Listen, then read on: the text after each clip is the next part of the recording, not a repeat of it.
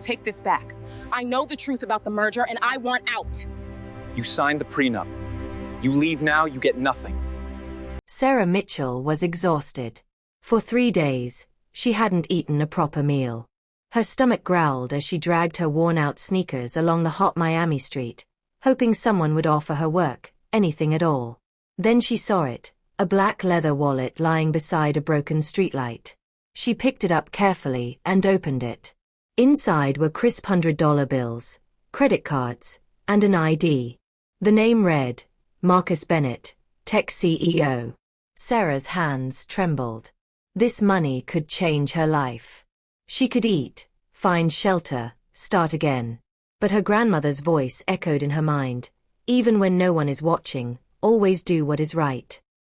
With shaking hands, Sarah closed the wallet. She knew what she had to do, even though it hurt. She began the long walk to the address printed on his business card. To enjoy this story, watch it to the end. What happens next? Keep watching to find out. Don't forget to like and subscribe for more inspiring stories. Sarah Mitchell was tired. Not just physically tired, her soul felt exhausted. Life refused to give her even the smallest break. For the past 3 days, she had survived on nothing but water from public fountains and the occasional discarded half sandwich she found near restaurant dumpsters. The Miami heat was merciless. Sweat soaked through her faded t-shirt as she walked along Ocean Drive, clutching a stack of handwritten resumes. She'd printed them at the public library, using her last $2. Every shop she entered gave her the same response: "We're not hiring right now." Some didn't even let her finish speaking before dismissing her. Sarah was only 24, but she felt ancient. 6 months ago, she had a job as a retail assistant, a tiny apartment, and her beloved grandmother Rose. Then everything collapsed. Her grandmother died suddenly from a stroke. Medical bills consumed Sarah's savings. She lost her apartment. Her landlord sold her belongings for unpaid rent. She tried staying with friends, but she couldn't burden them forever. Now, she was homeless. As she bent down to adjust the torn lace of her sneaker, something caught her eye. A black leather wallet lay on the sidewalk beside a broken streetlight. It looked expensive, far more expensive than anything she'd ever owned. Sarah glanced around. The street was surprisingly empty for midday. She picked up the wallet carefully, her heart pounding. The moment she opened it, Sarah froze. The wallet was packed with cash. Clean, crisp $100 bills arranged neatly inside. She didn't count them, but there had to be at least $2,000. Just one bill could buy her a hot meal and a cheap motel room for the night. Her stomach growled painfully, as if reminding her of what she could do with this money. But then she noticed something else inside: credit cards, a driver's license, business cards. The name printed clearly: Marcus Bennett, CEO of Bennett Technologies. She recognized the name immediately. He was one of Miami's wealthiest tech entrepreneurs. His face appeared in business magazines and on billboards across the city. One of the business cards had an address printed on it: Coral Gables. Sarah swallowed hard. A battle started inside her. The hunger, the suffering, the desperate need, all dragging her one way. She could keep this money. Who would know? She could disappear, start over somewhere else, survive another month. But her grandmother's voice echoed gently in her mind: "Sarah, my darling, even when no one is watching, always do what is right. Your character is measured by what you do when you think nobody will find out. Honesty is worth more than any amount of money." Tears filled Sarah's eyes. Her grandmother had been the kindest, most honest person she'd ever known. Even when they struggled, even when they had nothing, Rose Mitchell never compromised her values. Sarah closed the wallet with trembling hands. It wasn't hers. She knew exactly what she needed to do, even though every fiber of her being screamed at her to keep the money. She pulled out her cracked phone, barely holding a charge, and searched the address on the business card. Coral Gables was over an hour away by foot. She had no money for the bus. But she started walking anyway. The sun burned overhead as Sarah made her way through the city streets. Her feet ached. Her mouth felt dry as sandpaper. Several times, she almost turned back. She could just mail the wallet anonymously, or leave it at a police station. But something inside her insisted on doing this the right way. The honest way. The way her grandmother would have done it. As she walked, she thought about what she would say when she arrived. Would Marcus Bennett even see her? Would his security turn her away? Would he think she stole something from the wallet? Her anxiety grew with each step, but she didn't stop. After what felt like an eternity, Sarah finally reached the neighborhood. Massive mansions lined the streets, each more impressive than the last. Luxury cars sat in pristine driveways. Perfectly manicured lawns stretched as far as she could see. Sarah felt completely out of place in her torn clothes and dirty sneakers. Finally, she found the address, 2847, Sunset Boulevard. The house, no, the mansion, stood behind tall iron gates. Security cameras dotted the perimeter. A large fountain sparkled in the circular driveway. Sarah's throat went dry. She clutched the wallet tightly against her chest and walked toward the intercom at the gate. This was it. No turning back now. Sarah stood in front of the massive iron gate, her finger hovering over the intercom button. The afternoon sun beat down on her, making her dizzy with heat and hunger. She could see the security camera pointed directly at her. She pressed the button. Silence. She waited, counting the seconds. After what felt like forever, she pressed it again. Still nothing. Sarah clapped her hands loudly, hoping someone would hear.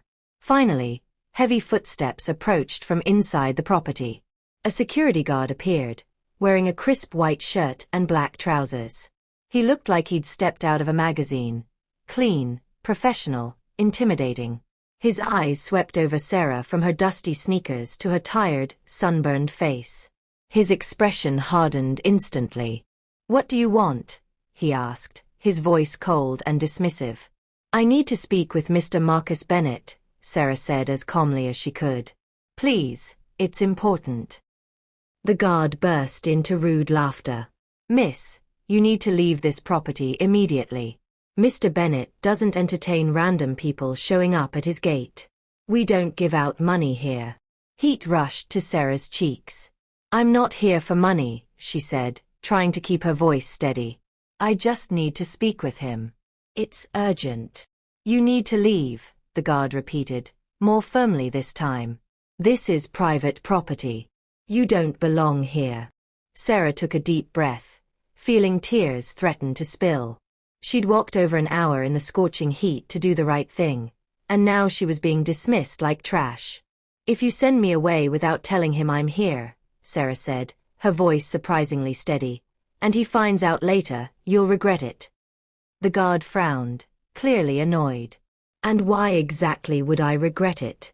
What business could someone like you possibly have with Mr. Bennett?" "That's between him and me," Sarah replied, meeting his eyes. The guard narrowed his gaze. He didn't believe her, but something about her calm confidence made him uneasy. After a long pause, he exhaled sharply. "Wait here," he finally said. Sarah stood alone in front of the gate, hugging the wallet against her chest. Her eyes stung with tears, but she refused to cry. Not here. Not now. Inside the mansion, Marcus Bennett sat in his home office reviewing quarterly reports. His company had just secured a major contract, and he was finalizing details for the announcement. At 42, Marcus had built Bennett Technologies from a small startup into one of Miami's most successful tech companies. But success came with its own emptiness. His wife had died 3 years ago in a car accident, leaving him to raise their 6-year-old son, Noah, alone. Since then, Marcus had buried himself in work, building walls around his heart. 3 firm knocks interrupted his thoughts. "Come in," Marcus said without looking up. "Sir," the security guard began, "there's a woman at the gate asking to see you." Marcus finally looked up. "What does she want?" "She wouldn't say, sir. She looks homeless. But she insisted that the matter is important and that I'd regret not informing you." Normally, Marcus would have dismissed it immediately. He dealt with people trying to get to him all the time. Salespeople, entrepreneurs seeking investment, even scammers. But something in the guard's tone made him pause. Did she give her name? Marcus asked. No, sir. She only said the matter is important and personal. Marcus leaned back in his chair, thoughtful. A small spark of curiosity tugged at him. What could a homeless woman possibly need to tell him that was so urgent? All right, he finally said, standing up. I'm coming down. Sarah was still standing quietly when the heavy gate finally began to open. Her heart pounded as she watched a tall man in casual but expensive clothes walk toward her with steady, confident steps. It was him. Marcus Bennett. She'd seen his face in business articles and on local news segments. But in person, he looked more intimidating. Tall, broad-shouldered, with sharp features and intelligent eyes that seemed to assess everything. He stopped a few feet away, his brows slightly furrowed as he studied the exhausted young woman standing before him. Without saying a word, Sarah stretched the wallet toward him. I found this on Collins Avenue this morning, she said softly, her voice barely above a whisper. Marcus stared at the wallet Sarah held out to him. For a moment, he didn't move. Then, slowly, he reached out and took it from her trembling hands. He opened it carefully. His eyes widened slightly. Everything was there. The cash, over $2,000, sat untouched. His credit cards were in their slots.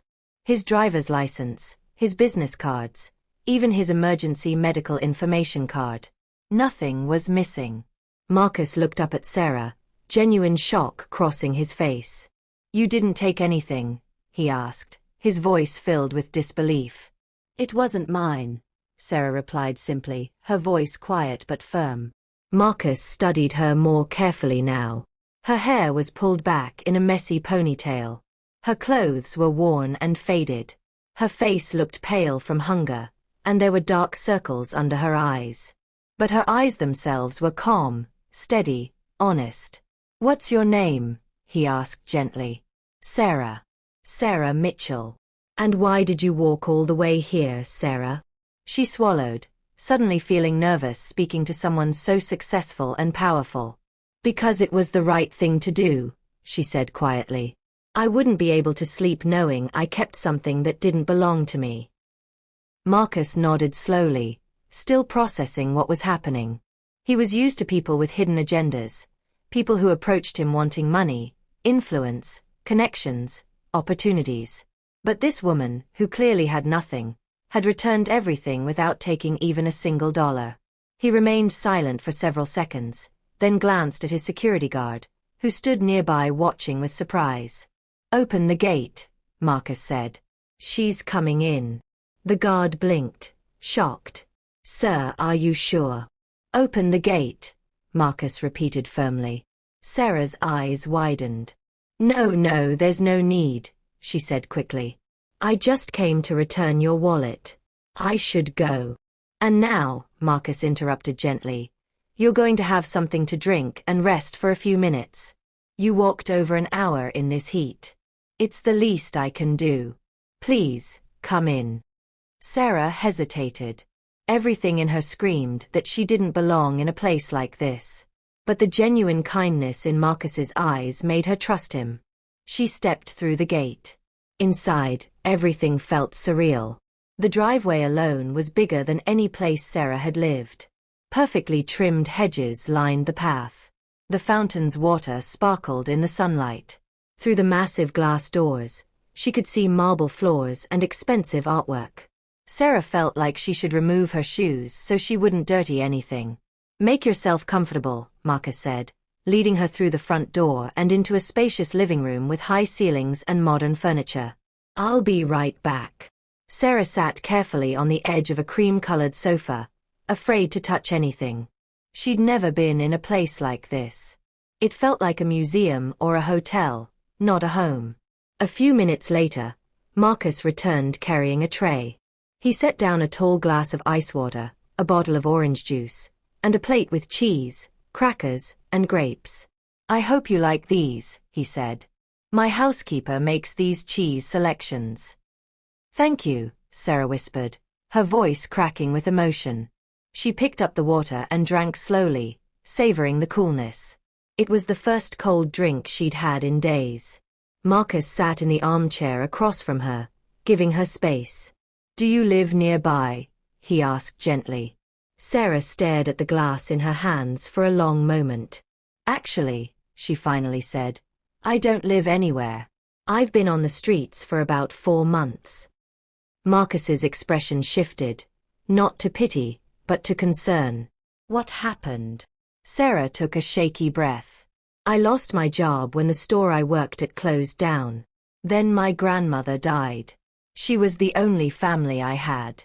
After she passed, everything fell apart. I couldn't keep up with rent. I lost my apartment. No one would hire me because I didn't have an address or references anymore. She tried to keep her voice normal, but her tired eyes told the real story. Nights sleeping in parks, hunger, fear, loneliness. And even with all that, Marcus said quietly, you still returned my wallet, even though there was enough money in there to help you survive for months. Sarah nodded. There was nothing to think about. It wasn't mine. Marcus studied her closely. There was something different about this woman. A quiet strength, a rare honesty he hadn't encountered in a very long time. I can help you, he said suddenly. Sarah looked up at Marcus, her eyes wide with surprise and uncertainty. I don't want charity, she said quickly, setting down the glass of water. It's not charity, Marcus replied calmly. It's gratitude. You did something remarkable today, Sarah. Most people would have kept that wallet without a second thought. You chose differently. Sarah shook her head. I only did what anyone should do. But most people don't, Marcus said. That makes you different. He leaned forward slightly. Tell me, what do you need? What would help you most right now? Sarah hesitated. Pride warred with desperation inside her. Finally, she spoke. All I need is a job. Any job. I don't care what it is.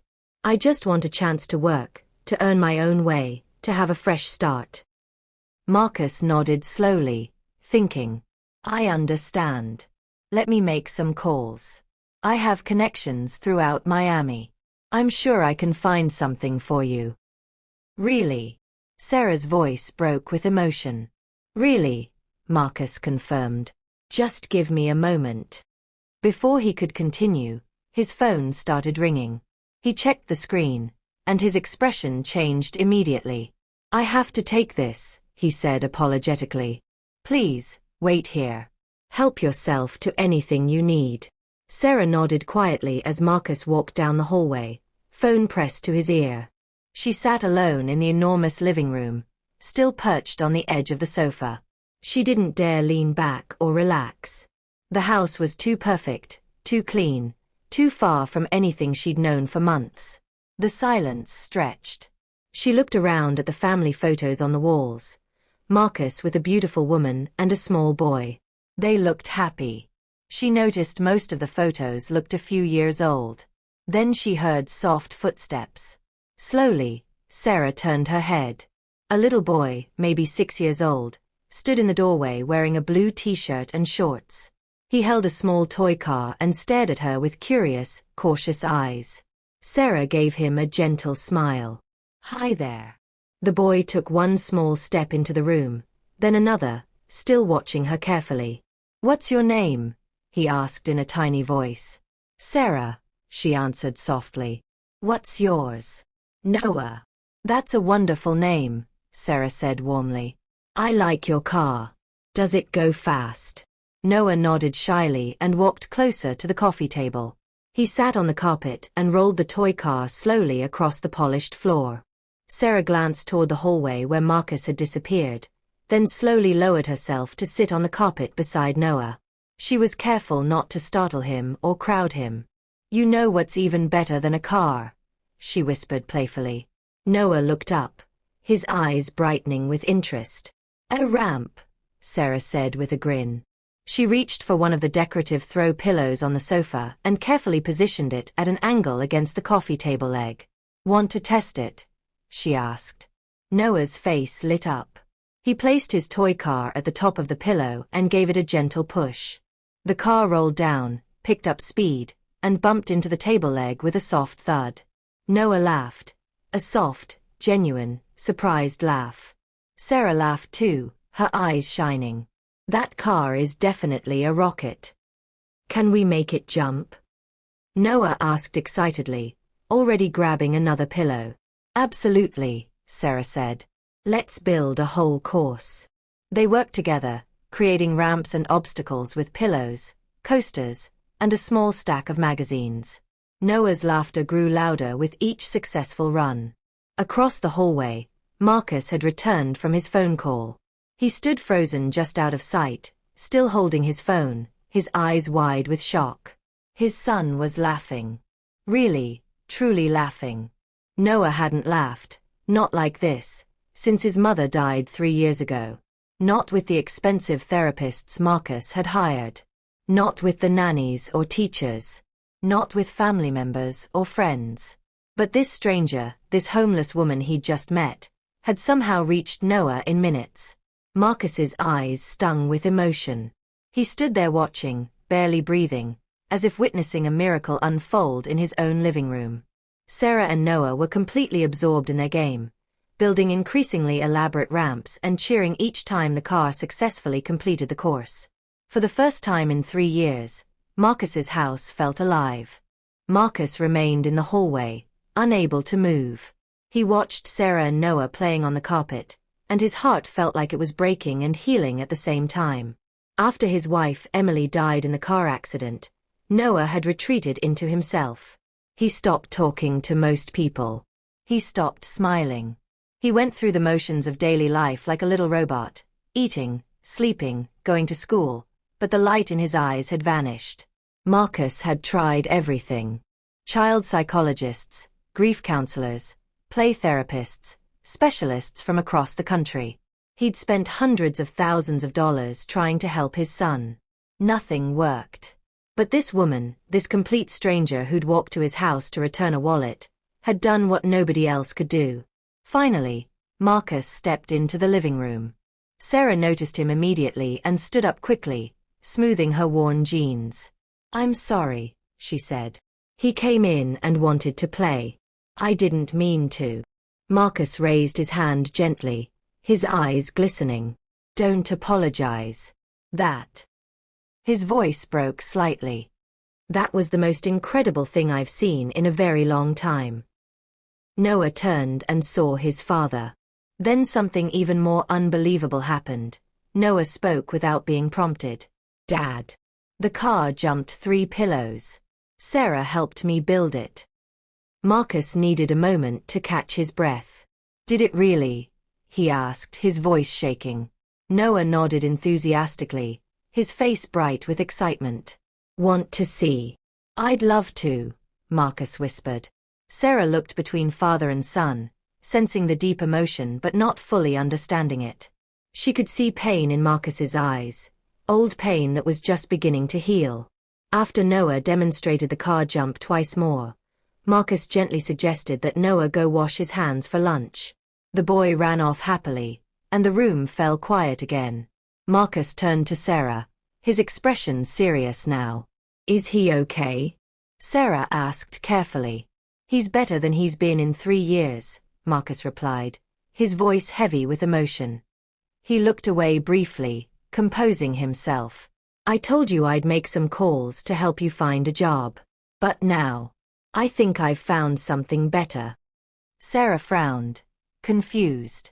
"What do you mean?"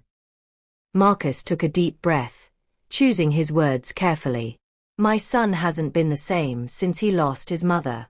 He shut the world out. I've hired the best professionals, child psychologists, therapists, specialists. No matter how qualified they were, none of them could reach him." His eyes drifted toward the hallway where Noah had disappeared. "But you..." He paused, still in disbelief. "You just got here," and he spoke. He laughed. He played. He connected. Sarah looked toward the hallway, her heart softening. He just needed someone who wouldn't push him, she said quietly. Someone who would meet him where he is. Marcus stepped closer. I have an offer, he said slowly. And this is absolutely not charity. It's trust. Sarah met his eyes. I'm listening. I want you to work here as Noah's companion and caregiver, Marcus said carefully. You'll have a room in this house, food, a steady salary, health insurance, everything you need to rebuild your life. But more than anything, I want you to be the presence Noah has been missing. Sarah blinked rapidly, trying to process what he was saying. Her heart hammered in her chest. She'd come here expecting nothing more than a thank you, maybe a small reward. She never imagined something like this. You really trust me, she whispered. You barely know me. Marcus nodded gently. I don't trust easily, he admitted. I've become very careful about who I let into my life and especially into Noah's life. But today, my son showed me that I can trust you. He chose you. And I've learned to trust his instincts. Sarah looked at her hands, at the wallet she'd returned, at the home she'd almost passed by. One small choice, doing the right thing, had opened a door she never knew existed. This is more than I ever expected, she said softly. You did something extraordinary, Marcus replied. You returned something valuable when you could have kept it. That tells me everything I need to know about your character. Sarah looked up at him, tears forming in her eyes. I accept, she said firmly. Marcus smiled, a real, genuine smile, and extended his hand. Welcome home, Sarah. They shook hands, and in that moment, both of their lives changed forever. That evening, Sarah stood in her new room, still unable to believe it was real. The room was larger than any apartment she'd lived in. It had a comfortable bed with crisp white sheets, a private bathroom with fluffy towels, a desk by the window, and even a small bookshelf. Everything smelled clean and fresh. Sarah sat on the bed, testing its softness. Then she lay back, staring at the ceiling. No traffic noise. No fear of someone stealing her belongings. No hard concrete or cold park benches. For the first time in months, she felt safe. She thought about the wallet lying on that sidewalk. If she'd walked past it, if she'd kept it, if she'd made any other choice, none of this would be happening. Her grandmother's voice whispered in her memory. Good things come to those who do good, Sarah. Maybe not immediately, but eventually. Tears rolled down Sarah's cheeks, tears of relief, gratitude, and overwhelming emotion. A gentle knock interrupted her thoughts. Come in, Sarah called, quickly wiping her eyes. An older woman with kind eyes and gray hair opened the door, carrying a folded set of clothes. Hello, dear. I'm Maria, the housekeeper, she said with a warm smile. Mr. Bennett asked me to bring you these. They're just some comfortable things for now. Pajamas, a robe, some basics. Tomorrow we can go shopping if you'd like. Thank you, Sarah said, taking the clothes. You're very kind. Maria's smile deepened. Mr. Bennett told me what you did today. That took real character. We're glad you're here. After Maria left, Sarah showered for the first time in weeks. The hot water felt like heaven. She washed her hair 3 times, scrubbed away months of street grime, and stood under the spray until the bathroom was filled with steam. When she finally emerged and put on the soft pajamas, she felt human again. The next morning, Sarah woke to sunlight streaming through clean windows. For a moment, she panicked. Where was she? Then everything came back to her. She was safe. She had a home, at least for now. She found her way downstairs, following the smell of coffee and breakfast. In the kitchen, Maria was preparing food while Marcus sat at the counter reading something on his tablet. He looked up when Sarah entered. Good morning, he said warmly. Did you sleep well? Better than I have in months, Sarah admitted. Thank you. For everything. You're welcome here, Marcus said simply. He gestured to the stool beside him. Have some breakfast. Maria makes the best pancakes in Miami. As Sarah ate, Marcus explained the household routine. Noah woke around 7, had breakfast, and then usually played in the backyard or his playroom before lunch. Marcus typically left for the office around 9 and returned by 6, though some days he worked from home. I don't expect you to follow any strict schedule, Marcus said. Just spend time with Noah. Do what you did yesterday. Be present, be patient, help him feel safe and happy. That's all I ask. I can do that, Sarah said confidently. After breakfast, Noah came downstairs in his pajamas, rubbing his eyes. When he saw Sarah, his face lit up. "You're still here," he exclaimed. "Of course I am," Sarah said with a smile. "I live here now." Noah's eyes went wide. "Really? You're not leaving?" "Not unless you want me to," Sarah teased. Noah ran to her and hugged her waist tightly. Sarah felt her heart melt. This little boy who'd been through so much pain was already trusting her. Marcus watched from across the kitchen, his expression soft with emotion. That day, Sarah and Noah spent hours together. They built a fort out of blankets in the living room. They drew pictures with colored pencils. They read stories in the backyard under the shade of a large oak tree. Noah talked more than Marcus had heard him speak in months. He asked Sarah questions about her favorite color, her favorite food, what animals she liked. He showed her his toy collection and his favorite books. For Sarah, it felt natural and easy. She wasn't trying to fix Noah or change him. She was simply being present, giving him attention and kindness.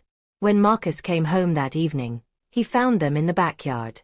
Noah was explaining the rules of a game he'd invented, and Sarah was listening intently, asking questions and laughing. Marcus stood at the window, watching them. His home, which had felt like a tomb for 3 years, was alive again. That night, after Noah went to bed, Marcus found Sarah on the patio. "Thank you," he said simply. Sarah smiled. "You're giving me a chance at a new life. I should be thanking you." The days turned into weeks, and Sarah settled into her new life. Each morning brought small miracles: Noah's laughter at breakfast, his eagerness to show her something new, the way he reached for her hand automatically when they walked in the garden. Marcus watched it all unfold with quiet amazement. He saw his son transforming day by day. Noah started sleeping better. He ate more. He asked questions again. He played with genuine joy instead of going through empty motions. But it wasn't just Noah who was changing. Marcus found himself coming home earlier from work, actually looking forward to being home. He'd catch himself smiling at random moments, remembering something funny Noah had said at breakfast or imagining what Sarah and Noah were doing during the day. One afternoon, Marcus came home early to find Sarah and Noah in the backyard. They'd created an entire obstacle course using pool noodles, cardboard boxes, and garden chairs. "This is the lava zone," Noah explained seriously to his father. "If you touch the ground, you're out." "Very challenging," Marcus said, pretending to assess the course professionally. "Want to try?" Sarah asked with a playful smile. Marcus looked at his expensive work shoes and pressed slacks, then at the expectant faces of Noah and Sarah. "Absolutely," he said, loosening his tie. What followed was 15 minutes of laughter and chaos as Marcus attempted to navigate the course. He knocked over 2 pool noodles, nearly fell into the lava 3 times, and got his pants dirty crawling under a rope Noah had strung between 2 chairs. Sarah laughed so hard she had tears in her eyes. Noah cheered and clapped. And Marcus, covered in grass stains and completely disheveled, felt happier than he had in years. Later that evening, after Noah went to bed, Marcus and Sarah found themselves in the kitchen. It was becoming a routine, these quiet conversations after Noah slept. "He's doing so well," Marcus said, pouring them both tea. "I can't believe the change." "He was always this wonderful," Sarah replied gently. "He just needed to feel safe enough to show it." Marcus nodded, stirring his tea absently. "Can I ask you something personal?" "Of course. What happened to your parents? You mentioned your grandmother raised you." Sarah was quiet for a moment. My mother died when I was young. Cancer. I never knew my father. My grandmother Rose took me in and raised me by herself. She worked 2 jobs to make sure I had everything I needed. Sarah's voice grew soft. She taught me everything important: kindness, honesty, faith, resilience. She sounds like an incredible woman, Marcus said. She was. Sarah smiled sadly. I miss her every day, but I try to honor her by living the way she taught me. Marcus looked at Sarah with deep respect. She'd be very proud of what you did with that wallet. I hope so, Sarah whispered. Marcus hesitated, then continued. Emily, Noah's mother, my wife, she was a lot like that. She saw the good in everyone. She believed in second chances and fresh starts. He smiled sadly. You would have liked each other. How did it happen? Sarah asked gently. If you don't mind me asking. Marcus took a deep breath. Car accident. She was driving home from her sister's house. A drunk driver ran a red light. His voice was steady, but Sarah could hear the pain beneath it. It was instant. She didn't suffer. I'm so sorry, Sarah said, her eyes filling with tears. For a long time, I was angry, Marcus admitted. Angry at the world, at God, at everything. I threw myself into work because it was the only thing I could control. But I wasn't really present for Noah. I was physically here, but emotionally I'd checked out. And now?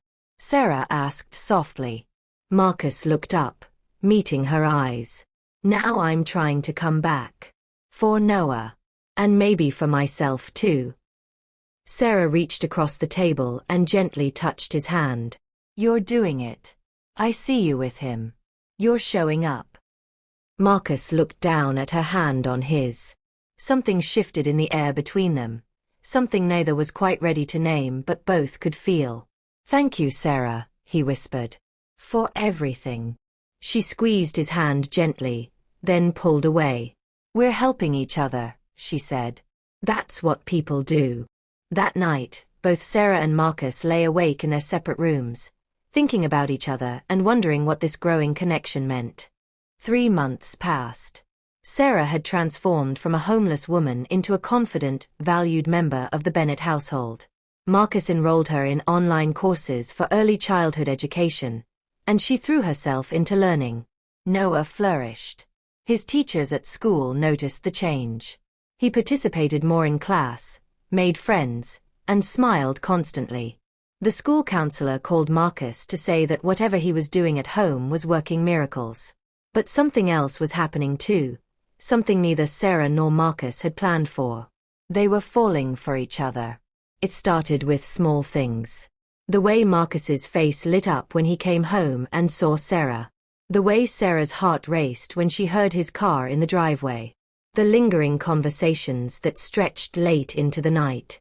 The accidental touches that lasted a moment too long. One evening, Marcus came home earlier than usual carrying a shopping bag. Sarah, can I talk to you for a moment? He asked. Of course, she said, setting down the book she was reading to Noah. They walked out to the garden while Noah continued playing with his building blocks. I have a business dinner this Friday, Marcus began. It's a formal event.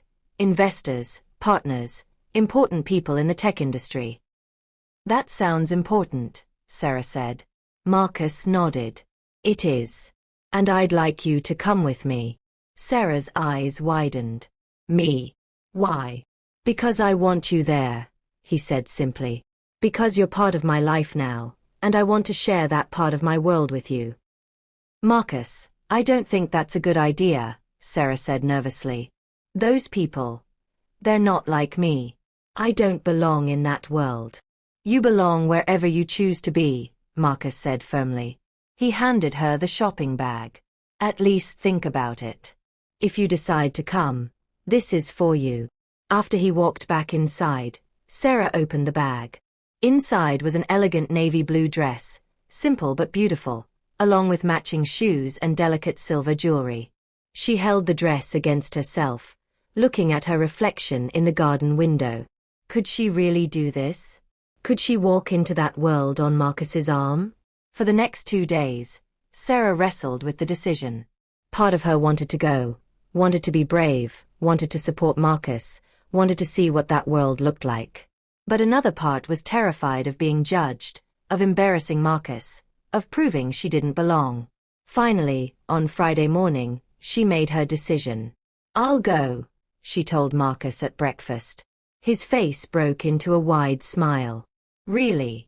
Really?" she said, her stomach fluttering with nerves. "But if I embarrass you?" "That's impossible," Marcus interrupted gently. "You could never embarrass me." That evening, Sarah stood in her room staring at herself in the mirror.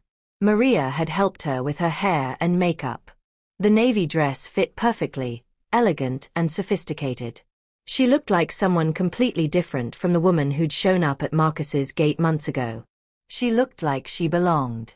When Sarah walked down the stairs, Marcus was waiting in the foyer. He wore a sharp black suit with a silver tie. But when he saw Sarah, he forgot to breathe. "Wow," he whispered. "Sarah, you look absolutely stunning." Sarah blushed deeply. "Thank you. You clean up pretty well yourself." Marcus offered his arm. "Ready?" She placed her hand on his arm, feeling her heart race. "Ready." The hotel ballroom was magnificent. Crystal chandeliers hung from the ceiling, casting warm light over elegantly dressed guests. Waiters moved smoothly through the crowd with trays of champagne and appetizers. Sarah felt out of place immediately, but Marcus kept his hand gently on her back, guiding her, supporting her. People stopped to greet Marcus. Business partners, investors, colleagues. Some looked at Sarah with curiosity, others with surprise. Marcus introduced her simply and proudly. "This is Sarah Mitchell." During dinner, Sarah mostly listened and observed. Marcus was in his element, confident, articulate, commanding respect. But every few minutes, he'd glance at her, making sure she was okay. After dessert, Marcus leaned close. "Want to get some air?" "Please," Sarah whispered. They slipped out through a side door onto a garden terrace strung with tiny lights. The night air was cool and peaceful. "Thank you for coming," Marcus said softly. "I know that wasn't easy." "Thank you for inviting me," Sarah replied. "For believing I could do it." Marcus turned to face her fully. In the soft light, his expression was tender and serious. "Sarah," he said quietly, "there's something I need to tell you." Sarah's heart pounded as she looked up at Marcus. The garden lights twinkled above them, and soft music drifted from the ballroom. "What is it?" she asked, her voice barely above a whisper. Marcus took a deep breath. "These past few months, Sarah, you've changed everything. You brought Noah back to life. You brought light back into our home." He paused, choosing his words carefully. "But it's more than that. You've changed me too." Sarah felt tears forming in her eyes. She knew what was coming, and she was both terrified and hopeful. "I'm falling in love with you," Marcus said softly. "Maybe I already have. I wake up thinking about you. I rush home because I want to see you. When you smile, my whole day gets better." A tear rolled down Sarah's cheek. "Marcus, I'm not asking for anything," he said quickly. "I just needed to be honest. You deserve honesty. If you don't feel the same way, we can." "I do," Sarah interrupted, her voice shaking. "I feel it too. I've been so scared to admit it, even to myself." Marcus's eyes widened with hope. "You do. How could I not?" Sarah said with a tearful laugh. "You gave me everything, a home, a purpose, a family. But more than that, you see me. The real me. Not the homeless woman, not the charity case. Just me." Marcus stepped closer, gently wiping the tear from her cheek. "You were never a charity case. From the moment you returned that wallet, you showed me who you really are, someone extraordinary." "I'm scared," Sarah admitted. We come from such different worlds. What if this doesn't work? What if I'm not enough for your life, your world? You're more than enough, Marcus said firmly. You're everything.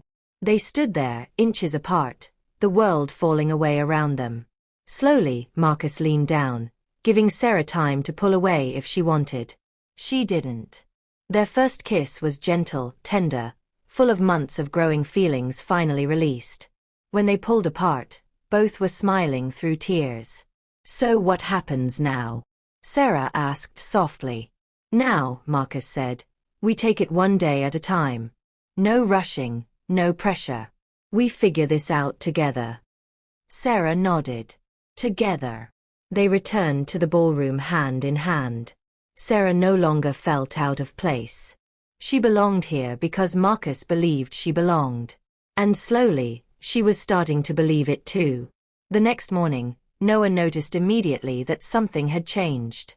He watched his father and Sarah at breakfast, seeing the soft glances, the gentle smiles. Are you and Sarah dating? Noah asked suddenly. Marcus nearly choked on his coffee. Sarah's eyes went wide. Would that be okay with you if we were? Marcus asked carefully. Noah thought about it seriously, then broke into a huge grin. Yes. Does that mean Sarah will stay forever?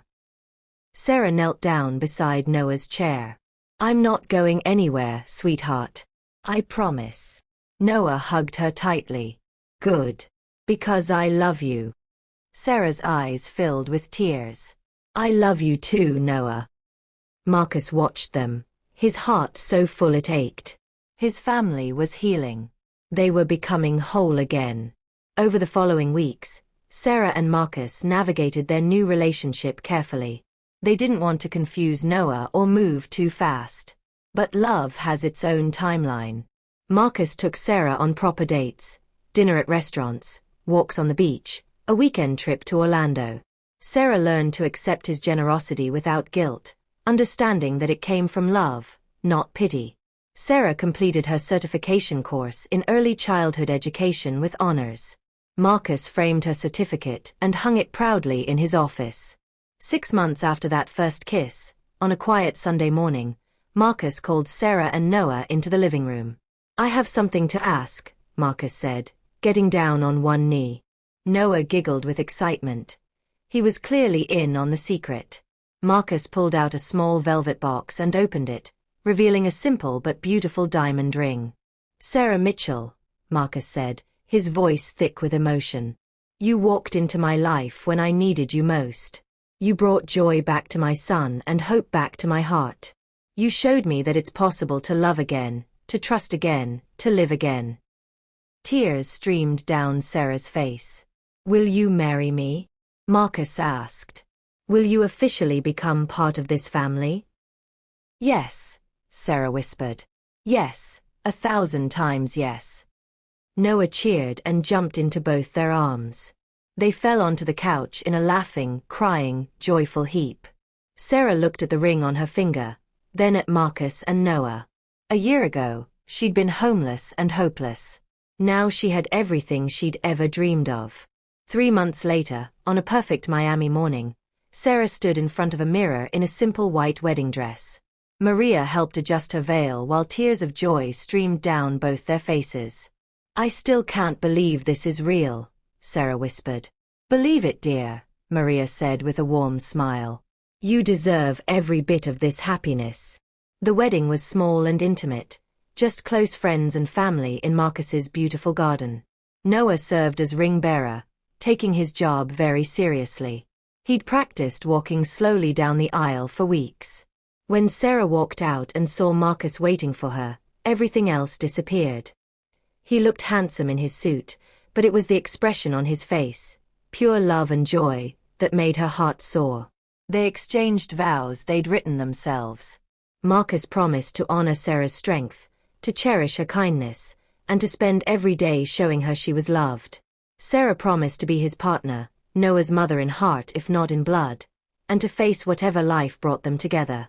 When they kissed, Noah cheered loudest of all. At the reception, Marcus gave a toast. A year ago, I lost my wallet on a Miami street. I thought it was the worst luck. But that wallet led an extraordinary woman to my door, a woman who could have kept what she found but chose honesty instead. That single choice changed 3 lives forever. He raised his glass. To Sarah, who taught me that sometimes what looks like loss is actually the beginning of something beautiful. Sarah stood and added her own toast. A year ago, I had nothing. I was homeless, hungry, and hopeless. But I had my grandmother's voice in my head, reminding me to do what's right even when it's hard. That voice led me here, to love, to family, to home. This isn't just my happy ending. It's my beginning. As the celebration continued, Sarah found a quiet moment to step away. She walked to the edge of the garden, looking up at the sky. "I hope you're watching, Grandma Rose," she whispered. "You were right. Doing the right thing matters. Thank you for teaching me that." She felt a gentle hand on her shoulder. Marcus stood beside her. "Thank you," he said softly. "For what?" "For being exactly who you are. For not changing, even when your circumstances did. For showing Noah and me what real integrity looks like." Sarah leaned into him. "Thank you for seeing me when I was invisible to everyone else." 6 months after the wedding, Sarah walked into the kitchen one morning holding a small white stick. Her hands were shaking. "Marcus," she called out. He came running, Noah right behind him. "What is it? Are you okay?" Sarah held up the pregnancy test, showing the 2 clear lines. "We're having a baby," she whispered. Marcus swept her into his arms, laughing and crying at the same time. Noah danced around them, already planning what to teach his new little brother or sister. 9 months later, a beautiful baby girl named Rose was born. Named after the grandmother who taught Sarah everything about honesty, kindness, and doing what's right. The once quiet mansion became filled with life. Noah's laughter, baby Rose's giggles, family dinners, birthday parties, homework at the kitchen table, movie nights on the couch. Marcus expanded his business but kept his priorities straight. He left work early, never missed important moments, and made sure his family always came first. Sarah started a non-profit organization helping homeless individuals find jobs and housing. She never forgot where she came from or how hard that life was. Every person she helped was a way of honoring her journey. On the first anniversary of finding the wallet, Sarah and Marcus returned to Collins Avenue, to the exact spot where it had all begun. "Can you believe it's been a year?" Marcus asked, holding baby Rose while Noah held Sarah's hand. "Sometimes it feels like a lifetime ago," Sarah said. "And sometimes it feels like yesterday." She looked at the busy street, at the people rushing by, and wondered how many of them were facing their own struggles, their own moments of choice. "I hope someone walking past here today makes a choice that changes their life too," Sarah said softly. Marcus kissed her forehead. "Whatever happens to them, I'll always be grateful for the choice you made." They walked home together, a family built on honesty, transformed by kindness, and bound by love. Sarah had walked down this street a year ago with nothing but integrity. Now she walked back with everything, because she'd proven that doing what's right, even when it's hard, always leads you exactly where you're meant to be. The end. Thank you so much for watching this incredible journey with us. Sarah's story reminds us that one honest choice can change everything. If this story touched your heart, please like this video, subscribe to our channel for more inspiring stories, and share this with someone who needs encouragement today. Drop a comment below and tell us, what would you have done if you found that wallet? Where are you watching from? We love hearing from you, and your comments inspire us to keep bringing you these beautiful stories. Until next time, remember, your character is defined by what you do when no one is watching. Choose kindness. Choose honesty. Choose love. See you in the next story. ****.